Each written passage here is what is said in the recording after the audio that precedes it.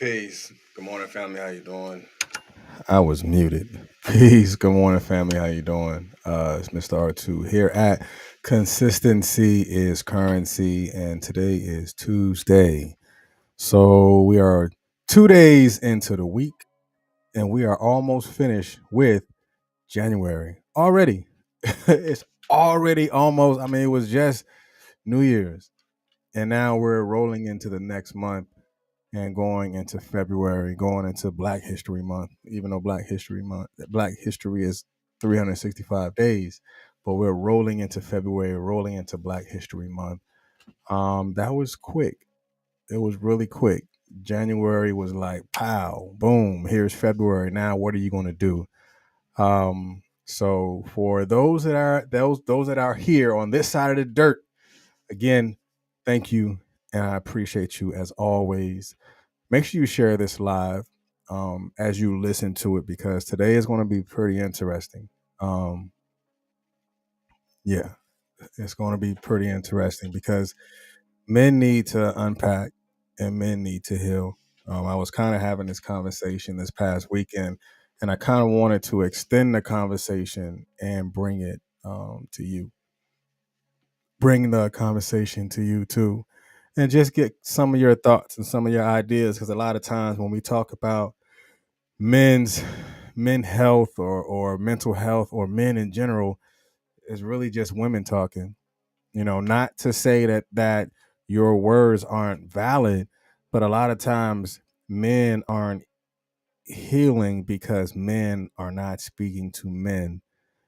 Not that a man can't speak to a woman and heal, but a man who is healing can also help a man who need to heal to get him to the point, to get him in the room, to allow the dialogue to be open. So that's what we're going to be talking about today. Today we're talking about men can unpack. Um, so for those in the Facebook world, I appreciate you always 100%. You listening on the podcast platform, appreciate you 100%. Also, make sure you go to, we have a Consistency is Currency Facebook page. So we do have that Facebook page. Make sure you follow that and like that because there are going to be some things that will only be dropped on the Consistency is Currency Facebook page that you will not see on the other various platforms. So there will be some, you know, some things that's just for that space itself. So yeah, again, those in the Facebook, appreciate you. Like and make sure you share at the same time. But leave a comment. What happens when you leave a comment? It taps into the algorithm. It extends the life of the live. So when I say good morning, my expectations is for you to say good morning back because even when you say something back, it taps into the algorithm and it pushed this live feed up a lot higher on where it is right now. So dialogue is definitely important. Dialogue is definitely the key. Just like when you're having a conversation and when it is a two-way conversation, when you send and you receive, there's dialogue right there. So let's go ahead and build this thing. So again, definitely appreciate you as always, 100%. Miss Nisi, peace, good morning. Miss Vina Brown, long time. See, how you doing? Uh, and we don't always know as women the pressures of how they process and deal. I mean, that's spot on. Um, Definitely spot on. Because a lot of times, again, when men heal, it's a process. It is so much of a process when men heal that there's so many layers to the healing that a woman might not know about, but a woman should be open to, just like the man should be open to expose those layers because there is a level of vulnerability that need to take place. So that's what we're talking about today. Today is different. Today is different. Let me change the setting because I wanna I wanna look at this from a different perspective. All right, let's go ahead and jump into it. This is not going to be long, but it is going to be impactful. What is the impact? Let's talk about that today. I mean, we can talk about unpack, but there is some impact that happened before that man got to the point to where he need to unpack. there was either impact from a past relationship or impact from parental relationship or impact from trauma that man had faced, and that's what we're going to be communicating about today. All right, so the first thing that I would say need to be very cognitive about it is you have to ensure that the settings count. And this is me being a man.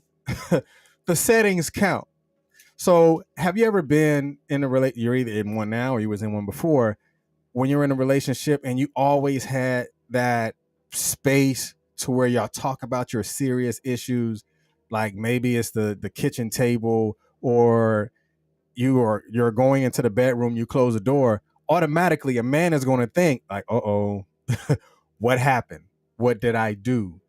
And he's going to be in that defensive posture a lot of times, because that's like, I got in trouble settings, or, oh, we're going to be talking about some serious stuff, because this is the place that we always go to when we get into it, and we get into that that space.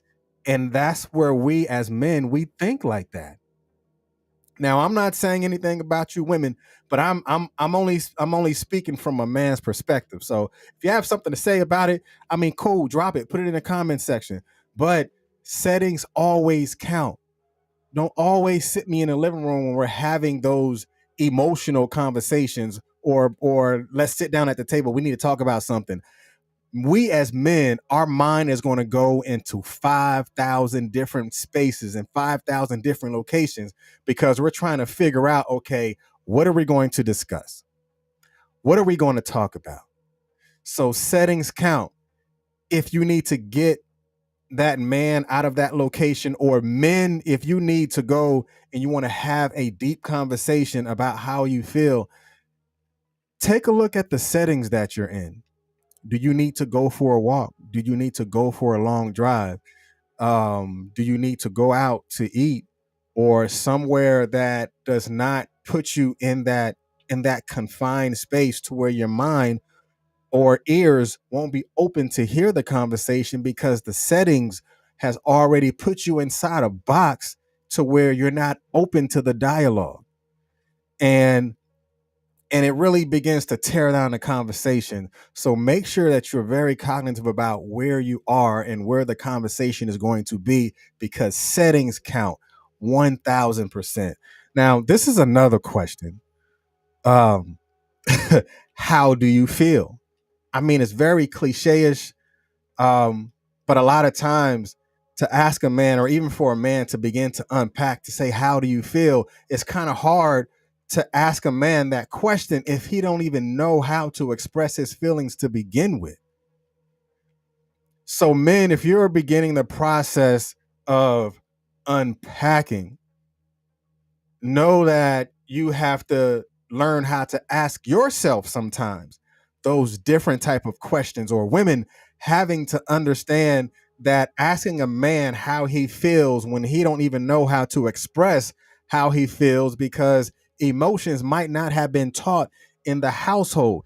Open dialogue and conversations may not have been something that he had experienced. So getting and forcing that man to tell you how he feels might not be where he is.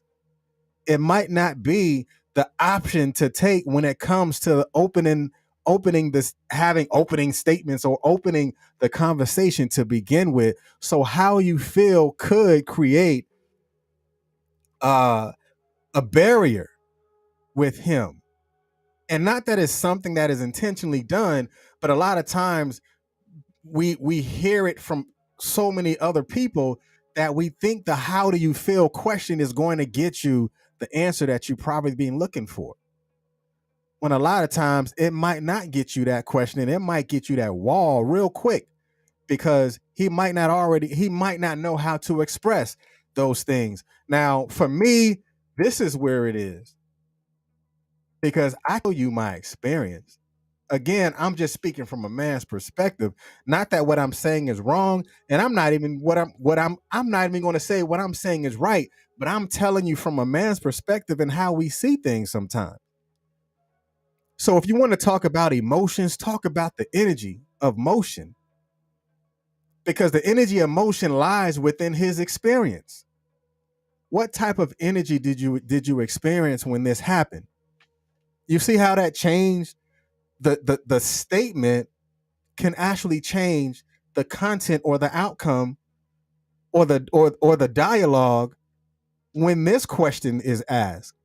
What was the type of energy when when this happened? What experiences did you gain when this took place?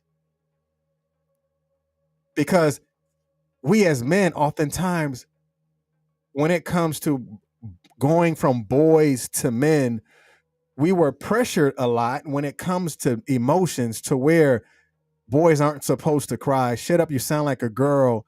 Um, don't do this. Men don't do that. Hell, it may be a woman who had a bad experience with a man that is pushing that on him because that's how she was taught. But man, if you want to begin to unpack some things, you have to understand that there is energy in the motions that you're doing. There is energy in the motions that you're taking. So that is still going and bouncing and dealing with the frequencies that happened during that particular time. And those frequencies that happened during that time is really the energy in the experience that you gain when you had that open dialogue and had that open conversation. So when you're speaking to a man, speak about the energy in the experience that he's had, or energy in the experience that he was dealing with at that time. Because if he's not open to the emotions, then he's going to shut out every conversation or every word, or shut himself in, because he doesn't know how to unpack the emotions. So how do you feel that he's going to be able to express how he felt in that time? Talk about his energy in the experience that he was that that he was dealing with at that time. And men, you have to be open to understand that there is energy in the experience that you're dealing with. You can't mask energy. You can mask some emotions. You can smile all day, but your energy, I'm telling you, when you feel, especially those that understand that there is a spirit of discernment when you're around certain people, that energy, you can't mask that. You can mask a smile, you can probably mask some hurt, but some energy, nah, that's different. That's a whole new world that you're dealing with energy. And then once you get finished doing that, you're going to have to be able to open the door for dialogue. Because remember, men, black men, there is history that you're dealing with, whether it was history of your father or history of your mother, or history of past relationships or trauma. But remember, when you're communicating with that man, or men, when you're communicating with other men, that is his story. You can't change that man's story and expect or have the expectations of him opening up the door for dialogue when you're trying to push your history into his story. Again, that's going into the expressions of his energy. If he is not expressing his energy or experience, and you're pressuring and pushing your story on his story, you will never get the history behind how he's feeling or how he felt, because you're closing the door to dialogue, because you're putting your history into his. And ultimately, what's going to happen is the doors are going to close, the wall is going to come up, the dialogue is going to be crushed, because you're pressuring and you're putting your story inside of his.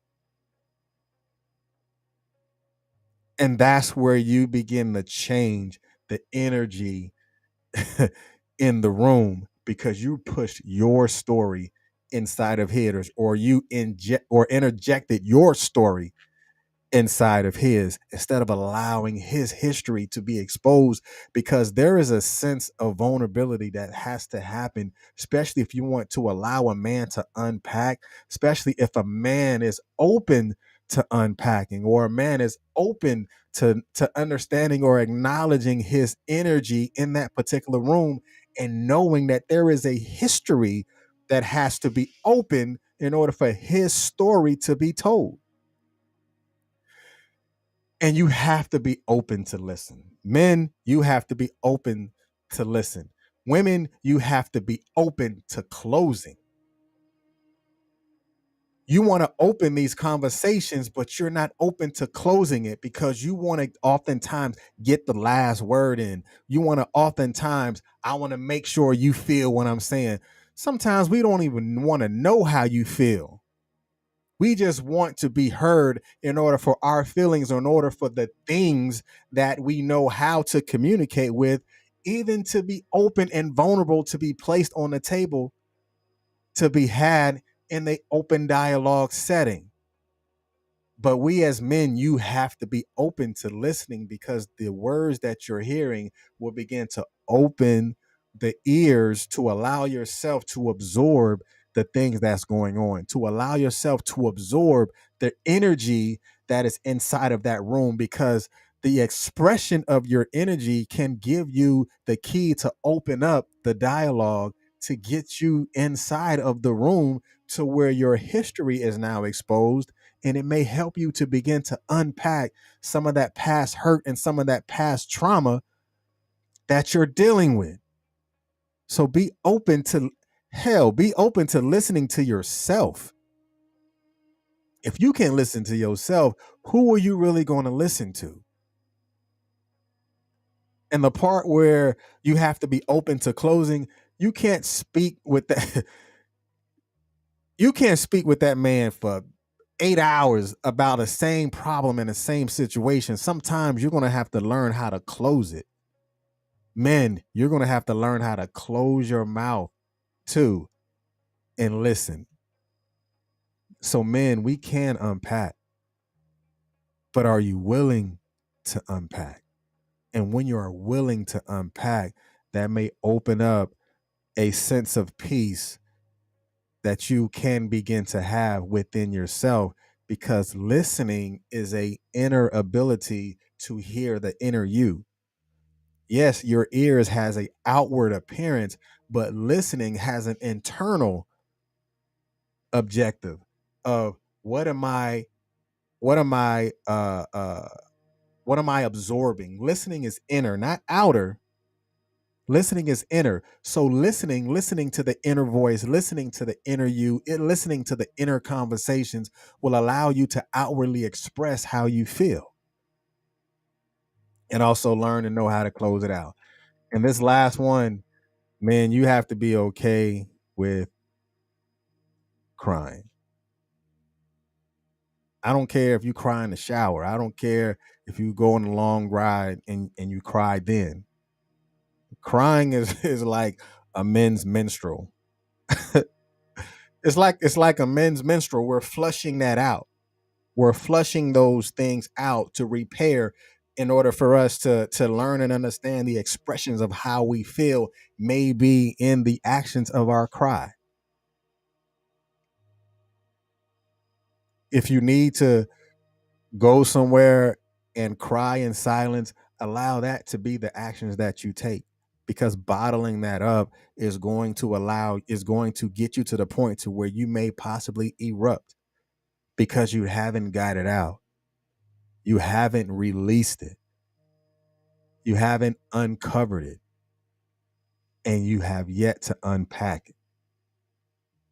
And sometimes when you cry that out, that may give you room for love, or it may give you room to be open to listening. And it may give you room to be open to allowing yourself to be vulnerable, to be okay again, or to be okay in the room. Of course, make sure you seek professional help. There's people that got, that went to school for this. There's people that got, paid for this, but there's also people who have experiences in assisting you to be open for yourself. All right, and the last thing, so I'm not the biblical and all that type, but this verse right here hits me hard, um, because it's an order of humility and an order of vulnerability. Because in Jeremiah 33:3 it says, "Call unto me, and I will answer thee, and show thee great and mighty things which thou knowest not." So sometimes you may have to call somebody. Not saying I'm giving you some type of God sense or something like that, but you may have to call somebody and be humble enough to be open enough to hear something that you knew not or you knowest not. Or if prayer is where you need to go, get yourself inside that space and pray about what you need to pray about. If meditation is what you do, get you into that space to where you're meditating about what is going on the inside of you. And when you get to that point to where you can enter that listening, that energy, that inner emotion, that energy emotion, that getting to the point to expressing how you feel, because you can't express something if you don't call out to something. You can't express anything if you don't make that inner phone call with yourself and talk to yourself and get to the point to where you're learning, because healing and unpacking is a learned process. I mean, I don't care how many times you may go to therapy. I don't care how many times you may be speaking or sitting with someone and speaking to them. You're going to have to repeat that process over and over again to where it is easy for you to call somebody when you're hurting, or it's easy for you to have a open dialogue conversation with someone. Why? Because you're always working on it. Always working on it. All right. Miss Brown said, some have trauma so deep it's exposed in their day-to-day actions. Even with trust and open dialogue and good atmosphere, don't allow themselves that release. That's 100%. Because again, remember, when you're talking about good atmosphere, you're talking about what is the settings. What settings have you put yourself in, or having a space for men to communicate, having a space for men to conversate. But we have to be open to that dialogue, man. We have to be open to being vulnerable, just like you have to be open to be consistent. All right, so definitely appreciate you guys, for being here. This is what consistency is currency is about: developing consistent dialogue, developing a way that we can actually understand that sometimes routine will help us win, because it becomes a system in the end, and systematically it can repeat itself. So if you're open to the conversation of unpacking, then you have the ability to be consistent with unpacking. So if there's something that hurts you, so systematically you're going to be open and sitting down with someone and communicating with someone, because you have developed that repetition and you are repetitious with it, and you've developed a system. When I hurt, I do this. When I'm expressing myself, I do this. Or if you learn that your feelings, when I'm feeling this way, I do that. Or I go here, or I say this, or I say nothing at all. That is a learned behavior. That is something that happens over and over again. So again, appreciate y'all definitely for being here at Consistency is Currency. Make sure those in the podcast world, like, share, and subscribe. Those that are watching on Facebook, I appreciate you 100%. And y'all be blessed. Hey, it's almost February. Stay black, stay beautiful. Peace.